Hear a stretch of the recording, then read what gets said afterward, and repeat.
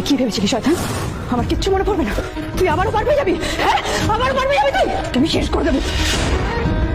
পরমা বলে, আজ আমি তোমাকে এক জায়গায় নিয়ে যাব সুদীপা, তুমি কি যাবে আমার সঙ্গে? সুদীপা বলে, আমি নিশ্চয়ই যাব তোমার সঙ্গে পরমা। সুদীপা ঘরে গেলে আদিত্য বলে, আমাকে মিস্টার চৌধুরী বলে আর কিন্তু ডাকবেন না, আমার নাম ধরে রাখবেন।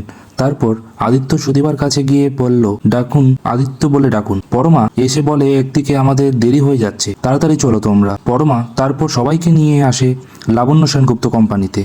সকলের সামনে দীপা সেনগুপ্ত ছবিগুলি রাখে। সুদীপা চমকে ওঠে, বলে, এটা তো আমার ছবি। পরমা বলে, না, এটা লাবণ্য সেনগুপ্তর পুত্রধর দীপা সেনগুপ্ত। অন্যদিকে রুডি অনাথ আশ্রমে গিয়ে বলে, আমি কৃষ্ণ রায়, রূপা সেনগুপ্তর স্বামী। আদিত্য বলে, তার মানে লাবণ্য সেনগুপ্তর উত্তরাধিকারী। সুদীপা এত বড় ফ্যামিলির মেয়ে, সুদীপাকে গায়ে কিভাবে এত বড় পরিবারের মেয়ে, তবুও আমি না জেনে এত খারাপ কথা বলে ফেলেছি।